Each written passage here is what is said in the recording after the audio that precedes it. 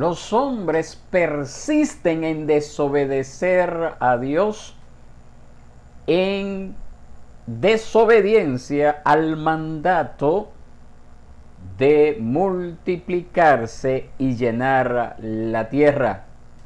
Y por esta razón Dios envía juicio sobre el mundo de aquel entonces a través de la confusión de lenguas. Si te interesa conocer más al respecto, te invito a que me acompañes en este día, y si es posible, con una Biblia en físico en mano.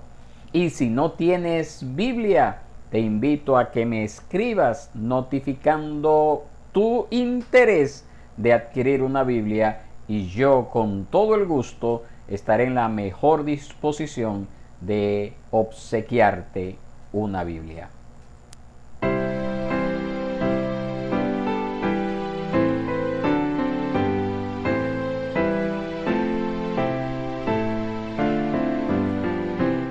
Este capítulo 11 de Génesis detalla cómo se llevó a cabo la división de la tierra, a la que estuvimos haciendo breve referencia en Génesis capítulo 10. Había en aquel entonces un solo idioma en el mundo, pero una unidad y una ambición impías tratando de mantenerse en un lugar y construir para ellos en aquel lugar resultan en un juicio que trae confusión a través de diferentes idiomas. Luego nosotros veremos que en este capítulo al final se enfoca en la historia redentora de la obra de Dios a través de los descendientes de Sem. Verso 1 al 2, ahí nosotros vemos cómo la población del mundo está reunida en Sinar, una región al sur de Mesopotamia, probablemente en lo que hoy se conoce como Irak. Los hombres están siendo fecundos, los hombres están multiplicándose, pero no estaban llenando la tierra. Recordemos lo que Dios le había ordenado a Noé, que se multiplicara y llenara la tierra. Mis hermanos, la obediencia parcial es desobediencia.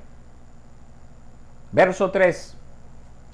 Aquí nosotros encontramos de manera interesante que la primera generación que leyó este relato fue precisamente aquel grupo de personas que habían salido de Egipto, donde ellos habrían estado bien familiarizados con la fabricación de ladrillos para construir estructuras diseñadas para glorificar al hombre. Ahí lo vemos en el verso 3.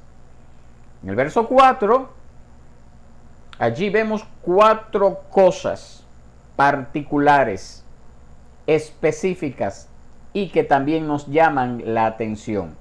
En primer lugar, nosotros vemos que estas personas buscaban edificar una ciudad, edificar una torre, edificar un nombre para sí mismos y rehusarse a esparcirse por el mundo.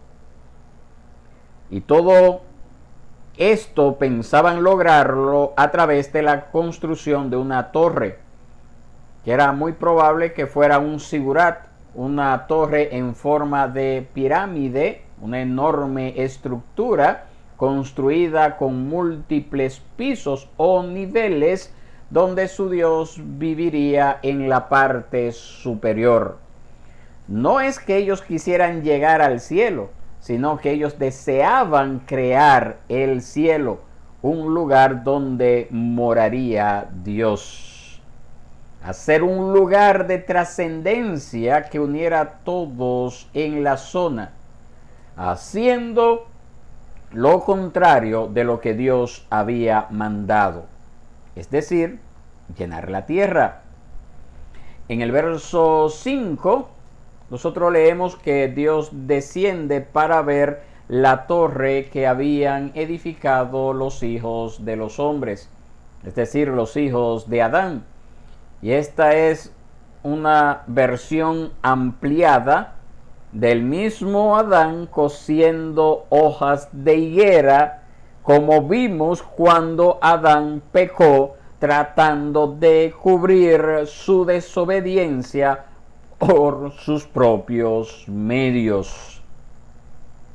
Los versos 6 al 8, nosotros vemos cómo se da la división de este pueblo, provocada precisamente por la confusión cuando Dios impuso nuevos idiomas al pueblo.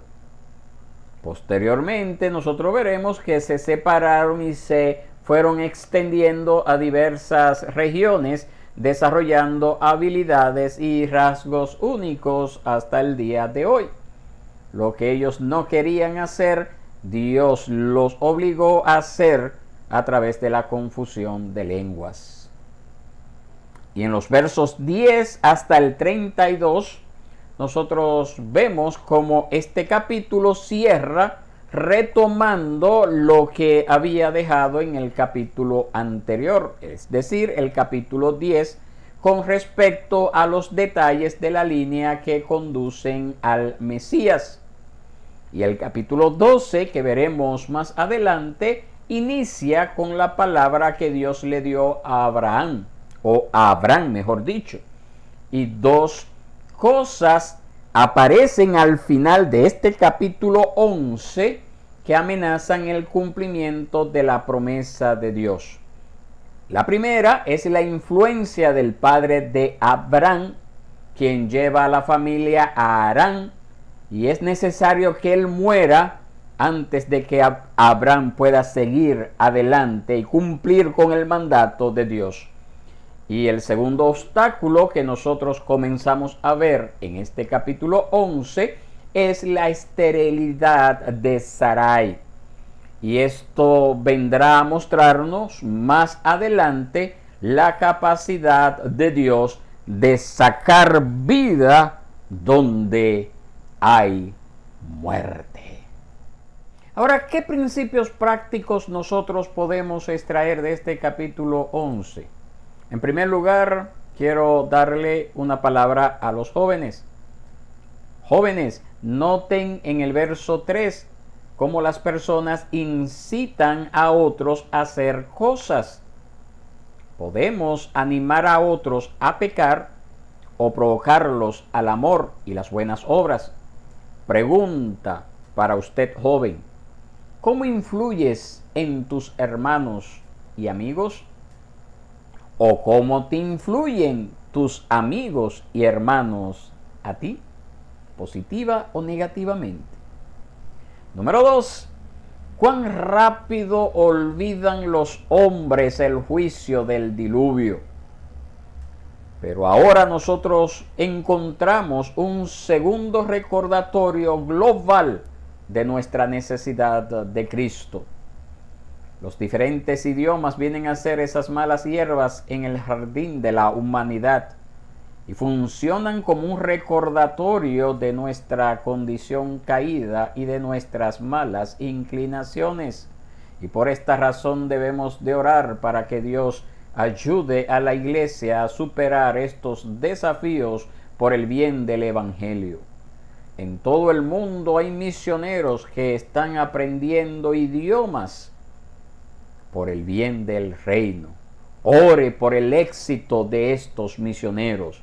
Ore para que el Señor nos conceda ver muchos misioneros aprendiendo nuevos idiomas para seguir proclamando el Evangelio en otras naciones, en otras culturas. Número 3. Cuando nosotros vemos a Pentecostés en el capítulo 2 del libro de los Hechos, y ese don milagroso de lenguas que Dios concedió a la iglesia en aquella época apostólica, nosotros allí podemos ver que quien uniría a la humanidad no sería una torre como vimos en este capítulo 11, sino Cristo. Preste atención, solo la predicación fiel del Evangelio logrará una unidad humana significativa. Logrará la unidad de la humanidad solamente la predicación fiel del Evangelio. Nosotros debemos de rechazar algunos esfuerzos sociales que vemos en nuestros tiempos, muchos de los cuales se disfrazan con un lenguaje cristiano, tratando de traer la unidad en la iglesia mientras comprometen la veracidad del Evangelio. La falsa unidad infla el orgullo del hombre y esto desagrada a Dios. Siempre debemos de velar por la unidad del cristianismo, de la humanidad, en la verdad del Evangelio, no en otra cosa. Número 4. Es difícil pasar por alto el contraste entre los que intentan construir la torre y engrandecer su nombre y la promesa de Dios a Abraham de engrandecer su nombre. Diga lo que diga el mundo, no existe tal cosa como un nombre verdaderamente grande. No existe tal cosa como un hombre separado de Cristo que pueda llegar a ser grande.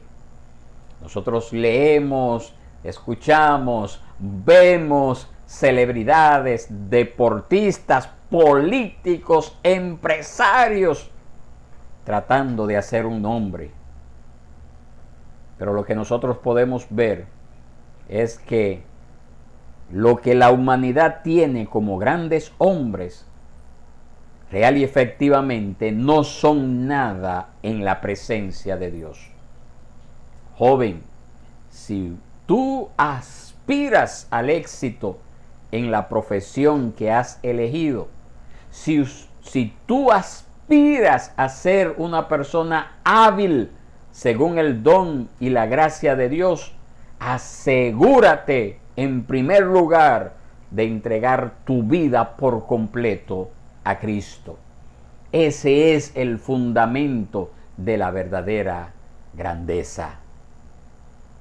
Si alguien me sirve, el Padre lo honrará, nos dice el Señor Jesucristo en Juan capítulo 12, verso 26. Que la pases muy bien.